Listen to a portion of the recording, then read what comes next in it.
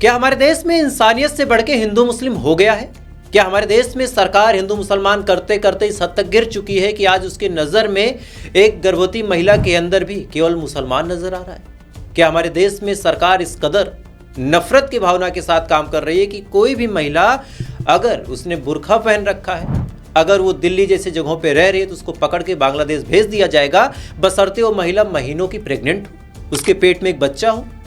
मेरे तमाम सवाल जब आपके सामने मैं रख रहा हूं तो सुनने के बाद, जानने के बाद आप एक बात बोलेंगे कि प्रखर राजपूत, आप ये जो बातें बोल रहे हैं, आपकी बातों से नफरत की भावना झलकती है, आप सरकार के विरोध में बातचीत कर रहे हैं, बल्कि हमारी तो सरकार ऐसा कोई काम नहीं करती। लेकिन यकीन मानिए, आज जिस घटना के बारे में आपसे बताने जा रहा हूं, इस घटना को जब आप डिटेल में सुनेंगे तो सुनने के बाद आज आपके जहन में एक ही सवाल निकल के सामने आएगा कि क्या हमारे देश में हिंदू मुसलमान का जो कार्ड है वो आज इंसानियत से बढ़ के हो चुका है?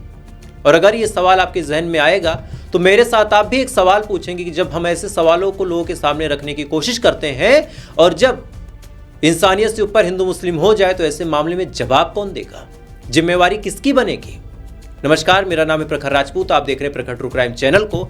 हम अपने इस चैनल के माध्यम से डेली समाज में घट रही एक ऐसी घटना को आपके सामने लाते हैं जिस घटना से कहीं ना कहीं डायरेक्टली या इनडायरेक्टली तौर पे आप इफेक्टेड हैं, आप प्रभावित होते हैं, लेकिन इसके बावजूद आपकी बात रखने वाला कोई नहीं। तो अगर आप हमारी इस मुहिम में हमारे साथ शामिल होना चाहें तो वीडियो को लाइक करके, चैनल सब्सक्राइब करके अपना प्यार जरूर दे दें और साथ ही कमेंट में आप इस वीडियो को सपोर्ट करते हो तो वही बताएं। खैर, आज के एपिसोड की शुरुआत करते हैं। तो दरअसल जिस घटना के बारे में आपको बताना चाह रहा हूँ, ये घटना दिल्ली की है।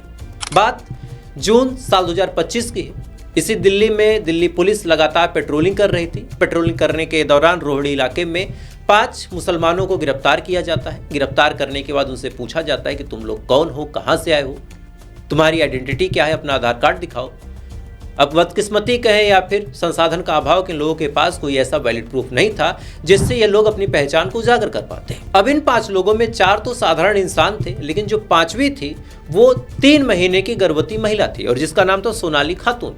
सोनाली खातून को जो पुलिस वाले देखते हैं, देखने के बाद उससे पूछते हैं कि तुम कौन हो, तुम्हारा घर कहाँ है, तुम यहाँ क्या कर रही हो? तब वो बताती है कि मेरा घर पश्चिम बंगाल में है, जो भोदू शेख है वो मेरे पिता है और हम पिछले कई सालों से दिल्ली किसी रोहड़ी इलाके में रह रहे हैं। ये हमारा आधार कार्ड है, आप इसको देख सकते हैं और हमारा वेरिफिकेशन कर सकते हैं। अब ये बात जब सोनाली ने बोली तब पुलिस वालों ने कहा कि आज के टाइम में फर्जी आधार कार्ड बनवाना कोई नई बात नहीं है, बड़े आराम से कोई भी फर्जी आधार कार्ड बनवा सकता है, तुम्हारे पास और कोई वैलिड प्रूफ हो तो बताओ।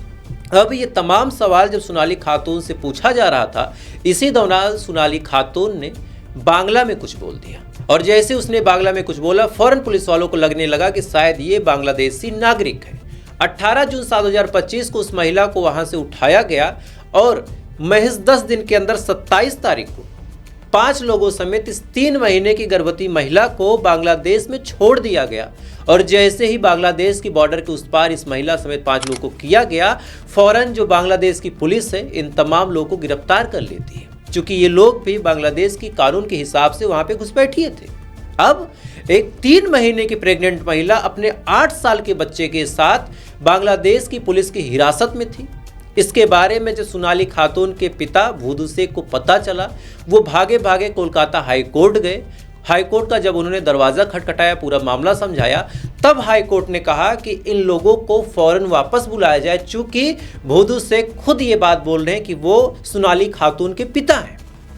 अब जब पिता ही खड़ा होकर बांग्लादेश के खिलाफ बोलता है और कहता है कि ये तो मेरी बच्ची है, हाई कोर्ट ने आदेश भी दे दिया सरकार को कि फौरन जाके उसको लेके आया जाए, लाने के रास्ते खोले जाए। लेकिन गजब की बात आप सुनिए कि इस मामले को जो सरकार है वो सुप्रीम कोर्ट में चैलेंज करती है और चैलेंज करने के बाद कहती है कि हमें पूरा यकीन है कि सोनाली और उसका 8 साल का बेटा भारत के नहीं बल्कि बांग्लादेशी नागरिक है।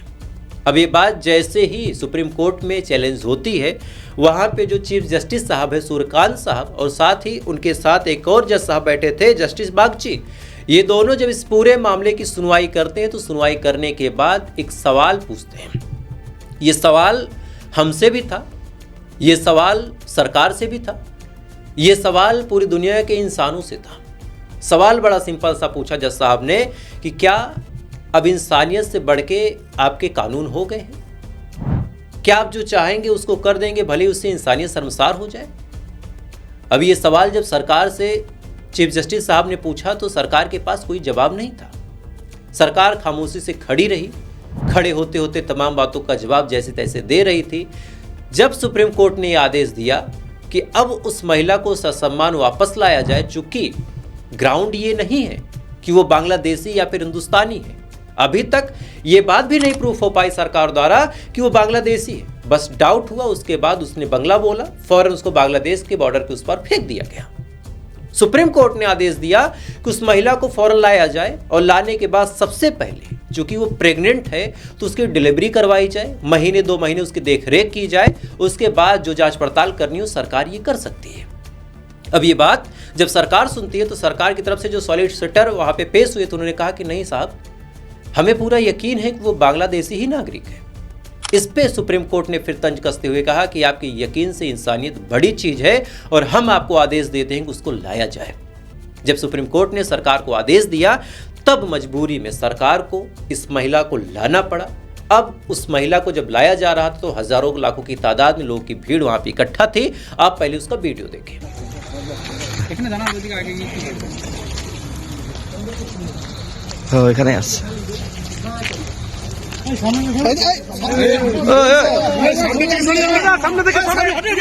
क्या कर रहे हैं आप लोग? पकड़ लीजिए।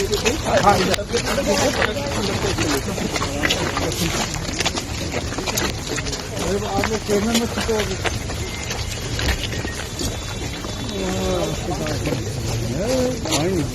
कौन तो मीडिया प्लीज रुक जाइए। कौन तो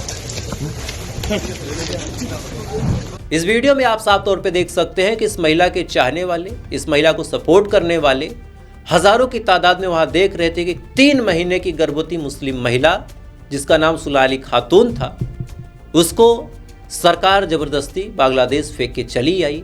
वहां पे बांग्लादेश की पुलिस ने उसको गिरफ्तार किया। गिरफ्तार करने के बाद उसके साथ न जाने कितना जुल्म सितम हुआ, न जाने कितना वहां पे उसको टॉर्चर किया गया। वो अपने कोख में आज 9 महीने का बच्चा लेके हिंदुस्तान वापस आई है। अब यहाँ पे कई सारे लोग ये बोलने आ सकते हैं मुझसे और साथ ही इस बात को जस्टिफाई करने की कोशिश करेंगे कि सरकार ने जो किया बिल्कुल सही किया। वो बोलेंगे कि अगर कोई भारत में विदेश से आके, पाकिस्तान से आके, बांग्लादेश से आके रहने लगे तो क्या हम सबको एक्सेप्ट कर लेंगे? कोई ऐसे आके घुस जाएगा हमारे देश में, भले वो प्रेग्नेंट हो, तो क्या भारत ने ठेका ला रखा है? क्या भारत ने सबकी जिम्मेवारी उठा रखी है कि भाई कोई यहाँ पे आके प्रेग्नेंट होगा, यहाँ पे आके उसका बच्चा पैदा होगा तो भारत सरकार उसको पाले पोसे खिलाए? मैं भी आपकी बात से सहमत हूँ, बिल्कुल नहीं करना चाहिए, लेकिन शुरुआत तब शुरू से करनी चाहिए। आज से ठीक 2-3 साल पहले सीमा हैदर चोरी छुपे आती और आने के बाद यहाँ पे धड़ल्ले से रह रही है, प्रेग्नेंट हुई, यहाँ पे उसने बच्चा भी पैदा किया और बाकायदा बीजेपी का चोला ओढ़ के जब वो नाटती है, मटकती है और साथ ही वीडियो बनाती है, तब सरकार इसको क्यों नहीं ले जाके फेंक देती? ये तो अपने मुंह से तमाम सबूत इसके खिलाफ है, तमाम चीजें इसके खिलाफ है। ये आके हमारे देश में रह रही है, यहाँ पे एक लड़के के साथ उसने शादी भी कर ली, उसके बाद इसने बच्चा भी पैदा कर लिया। ये दोहरा रवैया क्यों? अगर उसने बीजेपी का चोला ओढ़ लिया, वो रील बनाने लगी, वो बीजेपी करने लगी, मुस्लिम होके उसने भगवान की आरती गानी शुरू कर दी, तो फौरन वो हिंदुस्तानी हो गई। और एक महिला जिसका शायद पति भी नहीं है, 8 साल का बच्चा लिए, 3 महीने का पेट में बच्चा लिए, वो घूम रही है। उसने सिर्फ इतनी गलती की कि उसने बांग्ला में कुछ बोल दिया, और चूंकि बांग्लादेश और जो पश्चिम बंगाल है दोनों सटे हुए हैं, भाषा का इन्फ्लुएंस दोनों का है, ऐसे हाल में उसको उठा के फौरन फेंक दिया गया बिना ये वेरीफाई किए हुए कि वो हिंदुस्तान की है या फिर नहीं है। एक बड़ा सिंपल सा सवाल है आपके सामने कि वो अपने आप को ये नहीं प्रूफ कर पाई कि वो हिंदुस्तान की है, तो कोई ये भी नहीं प्रूफ कर पाया कि वो बांग्लादेश की है। कोई नहीं प्रूफ कर पाया। और जब इस मामले में पैरवी हुई, इस मामले में सुनवाई हुई, तब सरकार के पास जवाब देने के लिए हाईकोर्ट और सुप्रीम कोर्ट के सामने कुछ नहीं था, मजबूरी में लाना पड़ा। ताजुब की बात आप देखिए कि इस मामले में लोग सुप्रीम कोर्ट तक गए, तब तो फैसला हो पाया। बाकी न जाने कितने ऐसे मुसलमान हैं जिनको पकड़ के विदेशी टैग देके, बांग्लादेशी घुसपैठिए का टैग देके भेज दिया जाता। और सीमा हैदर जैसी महिलाएं इस देश में धड़ल्ले से रह रही हैं। एपी सिंह जैसे वकील ये कहते हैं कि हम उनको नागरिकता दिला के रहेंगे और कोई माई कलाल यहां से हिला नहीं सकता। अगर सोनाली खातून गलत है तो क्या सीमा हैदर सही है? ये दोहरा रवैया नहीं होना चाहिए। और अगर दोहरा रवैया होगा तब लोगों के जहन में सवाल आएगा कि कैसे लोगों को परेशान किया जा रहा है, कैसे पक्ष विपक्ष किया जा रहा है। खैर, मुझे लगा इस वीडियो के माध्यम से आप तक ये जानकारी पहुंचाई जाए कि कैसे सोनाली खातून को दिल्ली की रोहड़ी से 18 जून को गिरफ्तार किया गया। 27 तारीख को ही जब कोई सबूत नहीं मिला कि ये भारत की है, फौरन उसको उठा के बांग्लादेश डिपोर्ट कर दिया गया। फौरन जो सोनाली खातून थे, उनके पिता बौद्धू शेख कोर्ट का दरवाजा खटखटाते हैं, वहाँ पे पैरवी होती है। 6 महीने से ज़्यादा का वक्त लग गया, 9वां महीना सोनाली का चल रहा है और अब कभी भी सोनाली एक बच्चे को जन्म दे सकती है। अब आप सोच के देखिए, प्रेग्नेंट महिला कैसे 2 देशों में अपना संघर्ष कर रही थी। मुझे लगा इस वीडियो के माध्यम से आपके सामने ये बात रखी जाए।